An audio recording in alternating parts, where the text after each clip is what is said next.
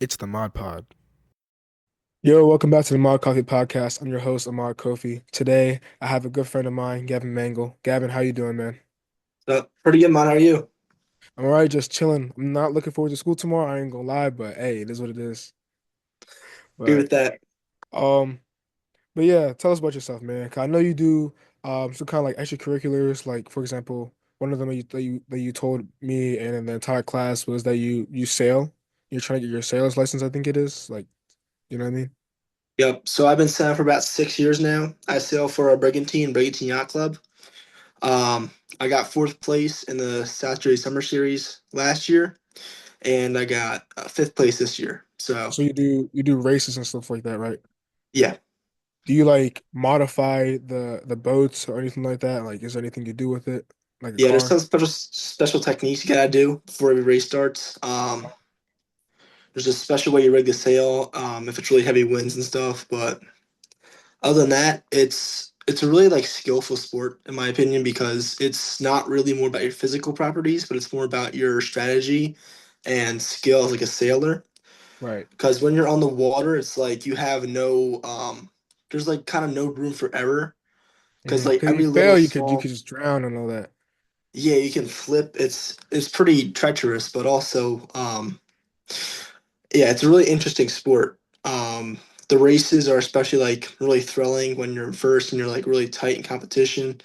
And like you can see a lot of people's wind and stuff because like how the boat works. If you just position yourself, you can just stall them out. Mm. And it's a really cool, unique sport. I don't see a lot of people doing it, and I'm glad to be a part of the community. Yeah, you're the only person I know who does this. I'm not gonna lie. I know nobody else who does this. But like, do these races take a while? Like, do they take long? Like, how, for example, like baseball takes a while, like football like take a while. Like in terms of duration, does it take a while, or is it like quick like that? So sailing usually, a regatta takes place around like 3 hours, maybe three and a half, of just out Okay. on the water Hmm. because there's like a sequence that happens and it's like a 3 minute countdown. And we have like different boat class types. So usually we have like the largest boats launching first, like the two people boats. I don't sail that. I sail one of the smaller ones. Right. So it goes like two people boats, and then lasers, and then sunfish. I sail sunfish, and then Okay. opties. So So it's like the levels and categories or the sizes of the boats, right? yes, Gotcha. and they launch the larger ones first, and then just goes down the list. And once everyone's done, we all sail in. Would you ever go up a class like to like a bigger boat? Would you ever consider doing that with multiple people, or do you like just being solo? So I am considering that. I just bought myself a new laser, so I'm gonna be doing that this summer. I'm moving up a class. Lasers aren't necessarily like larger; they're just for more skilled people Mhm. because it's a lot less stable, and there's more room for error if you sail a laser. So it's Right. more of like a personal challenge for me, and I'm happy to accept the challenge. So are you gonna be able to modify this laser that you have? Are you gonna be able to modify it so that it's suitable for you specifically? Yes, so the laser is actually a very it's a boat with a lot of personalization options. Mhm. There's a lot more ropes and they do different stuff like the out haul changes how close your sail is to the boom. So I know you don't really know sailing I terms, feel but like basically, I'm beginning to get it. You know what I mean? Bit by bit, bit by yeah, bit. yeah. So it's a lot more personalized of a boat because it has a bunch of little tiny ropes that you can like control in the sail and less Mhm. fine tuned to like what you like. Right. So it's definitely a step in the right direction for racing. Yeah, that's good. That's good. And you said you've been doing this for 6 years, right? Yes. So what made you get into it? Like, how did you start? Like, was there somebody that you saw or something that kind of like pushed you to do it? Like, what was that like kind of like situation? So funny story. We had a guy come over to clean out our garage in my beach house, Uh-huh. and it turns out that this guy was a sailing instructor. And like I was bored, I was a kid, it was summer, and I was like, yeah, I should really do something in summer, like a camp or something. Hmm. And then this guy was like, "Yo, I see you have a son," and is like, "Does he do anything in the summer?" And my parents were like, "No, no, he doesn't." And he said, "You should try sailing for brigantine." And I was like, "Oh, okay, that sounds cool." So then my mom signed me up. I joined a little late actually in the year because it wasn't like before sailing started. It was like in the middle of it. So that's how I got started. A guy that cleaned out my garage, and I'd stuck with it for 6 years. And that's cool though. So this is around like what? This is around like 2019, 2020, right? Yeah, 2019. Mm. Was this around when COVID started, like before COVID? It was the summer before. Summer before COVID, okay. Because Yeah. a lot of people I talk to, whenever they get into like, whenever I talk to them about like their main hobbies or main sports or activities that they do, for some reason, a lot of the stuff that they started to begin taking seriously or the stuff that they begin to do started around COVID. So you're one of the first I've heard that's like done it before COVID. You know what I mean? So Yeah. that's good to know. That's good to know.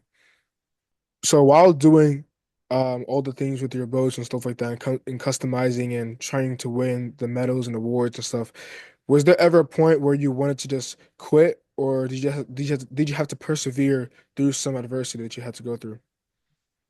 So I definitely had a lot of encounters where I just wasn't feeling it. I wanted Mm, to quit. I was in dead last. I wasn't doing so well. I'm not the best sailor by any means. My team is a really good yacht club, and we thankfully are like second best or first best in the league. And basically, I'm the worst of the best, I like to say. okay. So every single day when I'm racing and practicing against my friends, I always feel like I'm just falling behind. Mm, But especially this year, I feel like perseverance made me a better sailor mm, because it was at the point where I was sailing in early. I didn't really want to go to practices. I was just starting to lose faith in my abilities. And my friends are talking to me, and they're like, it's a sport. You have to practice. You have to get better somehow. need reps. And I took their advice and I started practicing more. I got on the water and it really rekindled my love for the sport. Mm, And that's what really motivated me to get my laser and to seek out a better challenge is just because I persevered through that rough patch this year in my abilities. And I feel like it wasn't really just this year, in previous years too. I felt like the sport was too hard, or I was, again, falling behind the rest of the pack. And I feel like in any situation where you face challenge adversity, it's always, always, always better to consider persevering and striving through than just quitting. yeah, for sure. Especially if it's something that you're committed to and that you want to do, then it's best to just persevere because you don't know like how far you are from your goal. Because sometimes a lot of people quit right before they get everything that they wanted, or right before they achieve a goal. And I saw something. It was on Twitter. It was something like, uh, if the road is hard right now, then it's not the end yet. You know what I mean? So, because at the end it's supposed to be easy, but when you're in the middle of it and you're in the middle of working or you're in the middle of progression, typically it's not going to be easy. It's going to be hard. So you have to wait till you get to the end. If you're at the end, that's when you have all the peace and all that. You have everything that you need and everything that you want and everything that you worked for. That's kind of what I was kind of like, just want to put that out there. I agree. I agree. And quitting early is it's really not beneficial at all because if you quit before, again, you get your second wind, you get that spark back in you, it unlocks a whole new perspective of your sport or your task or just life in general But if that you would never get to experience if you quit. So perseverance is definitely a major, major thing in life. And again, I believe that if possible, you should just persevere through it, also, no like matter how hard it is. speaking of life and then quitting and all that, I feel like when you don't persevere and you quit too early in other aspects, like say for example, say you were to quit in your sailing, right? Because you let it get to your head and all that. And say for myself, because Lord knows how much I struggle with basketball, right? But say I quit basketball because of certain things that happened, right? Or say we quit our respective things because certain things happen, right? Because things are gonna happen. It is what it is, right? But say you quit just when things get hard, your chances of quitting and not persevering in other aspects of life, I feel like also increase. Like you might. just quit on the math test randomly, be like, oh yeah, this is too hard. I can't do this. Because we know math. You and I both know math ain't it. I ain't gonna lie. We both know that. But you can't quit. You have to keep trying. It's trial and error. That's kind of what I think life is like, a bunch of trial and error. I agree completely. And like in math, for saying, like, I had a 52 at one point in the semester. I am not proud to admit that. Yeah, I'm up to an 81 right now. that's a I dub, dude. persevered through it all. Yeah, math is And not it. I'll say that. I agree. I agree. I And I was am I far was from in the done. say again. I am far from done. I'm still pushing to this final. I'm gonna get a good grade in the final. I'm gonna end the class with an 84, a B. I'm doing it. That's dope. That's good. Coming down from what was it? You said 54 you had? 52. 52. See, down 52 to 84, that's tough. I ain't gonna lie. Right now, I'm trying to get that calc grade up because calculus is cooking me right now. It's actually bad. But yeah, but I feel like there are times though, right? Like obviously, you should always try your best to persevere, right? But I feel like there are specific times when you need to know when to just stop and when to just quit. And I'm going to use an extreme example. Say you're an athlete and you participate in a sport that requires you to use your feet and to run, and you can't run anymore. Say, for example, you're paralyzed. Like this is an extreme example, obviously, but like at that point, you have no choice but to quit. You have to because you can't do anything with it. So there was actually a time where I did quit in sailing. It was during race number 6 this summer. We were at Cooper River. Now, I don't know if you know where Cooper River is. It's in Camden County. It's up over yonder. But in Cooper River, it was about 102 degrees that day. Mm, And it's like the only location that we're in fresh water. And it was just brutal. There was like no wind at all. We were going literally less than 1 mile per hour.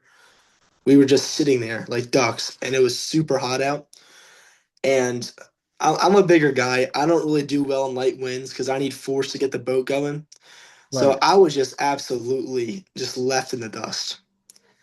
And I, of course, the one day it was 102 degrees, I forgot my water. It always And be like that. I was feeling so lightheaded at like halfway through. I was like, all right, bro, I'm about to pass out. I can't do this anymore.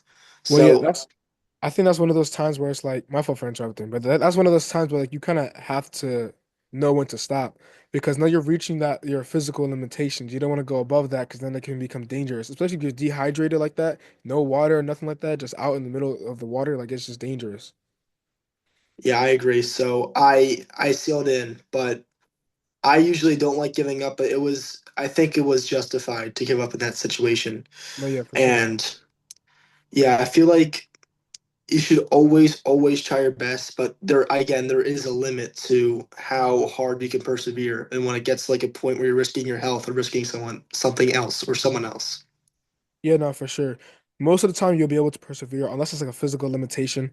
Like if you tear, like say for example, you tear your something in your legs, like your quads or your hamstrings, you can't run, you can't participate in many sports. Probably you probably can't even do golf. And for me, I don't like golf like that, and I really don't want to consider golf a sport as much as it is. But you can't do anything if you have no legs. If you have some kind of physical problem or physical injury, you can't do much with that. You have to just like take it like a champ and just be like, yo, I have to sit down. You have to be able to quit, whether it's temporarily or permanently. I agree. And when people have like a spirit that is so willing and like willing to persevere, it's really hard sometimes to sit down and just say like, I stop here. I can't do this any longer. It's really hard to accept that for some people. And that's a big issue when it comes to like, yeah, again, like extreme examples like paralysis and stuff, and you physically can't do anymore. It's really a challenge for some individuals. Yeah, And it's I respect that they have the will to keep going, but they just can't anymore. right. I also respect the fact that they know that I respect the fact that they have the will to keep going, but as on top of that, they know it's their time to stop. Like they know when to stop. I respect that because for me, there's certain things I feel like I would hate to stop. Like I would just hate to like not do anymore. I would just get so like I just would not be able to. I feel like I would have to do it. Like it's almost if because the passion is there, and it almost feels as though it's a habit at that point. You know what I mean? Exactly, just like a part of your natural routine in your life, and it's just super, super hard to let go of that aspect. Exactly. Right. And I feel like that's also a great thing that you found something that you enjoy that much that it's almost impossible to get that out of your life, Mhm. which is it's a blessing and a curse really because you found something that you do enjoy, but you can't enjoy it any longer. Right.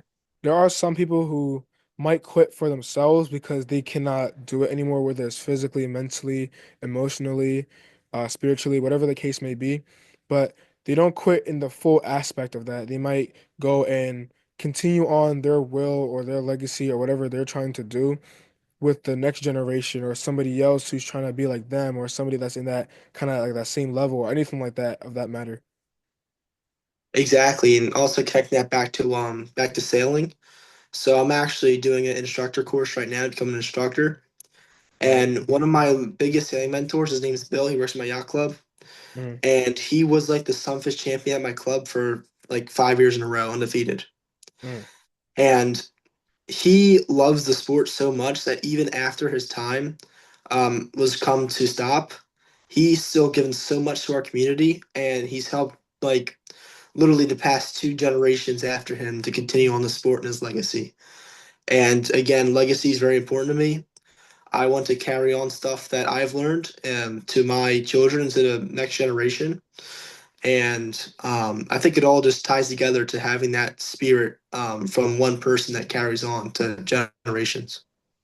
right. It kind of reminds me of basketball where it's like a lot of the coaches that I have they played basketball at a high level, but at some point they couldn't do it anymore, whether it's because of like injuries or because they just could not get to that next level, whether it's like their own personal things, like they have a family now, they don't want to like risk any of that going away by going overseas or going to the pros, anything like that. Like I have a lot of people around me who are like that, um, who are kind of like passing on their will and like their mindsets and their and whatever they learn, like their lessons to us and my team so that we could be like them, maybe even better than them. You know what I mean? That's kind of how I see it. Like, if you just pass it along from generation to generation, or like from person to person, and they're helping a lot of people succeed right now. So, And that's what it's all about. So I can say it's how, again, like us as a society evolved. It's just getting better with each passing generation and all the years that go by. And yeah, it's with again like the coaches and connecting basketball and everything. Yeah, it's a good connection, man. Good connection. yeah, for sure. Yeah, but that's pretty much wraps up our podcast. You know what I mean? Gavin, I appreciate you for being on here, man. Oh, appreciate you inviting me. I had a great time. Thank you. Yeah, no problem, man. Anything else you want to add or anything like that? I just want to give one last message to the viewers. First of all, thank you for watching. Thank you for tuning in. And also, just take a moment to appreciate if you have a hobby or a passion that you really love in life. And I'd say if you're having a hard time doing anything, just keep on persevering. And if you have to give up by any means, is to just know when you have to stop. For sure. Don't push yourself where to the point where it's like you're physically or mentally incapable of doing something else in your life, or you kind of like cripple yourself in the future. You don't want to do anything like that. But I totally agree with that. But yeah, thank you guys for watching. Gavin, again, thank you for being on here. Have a good one.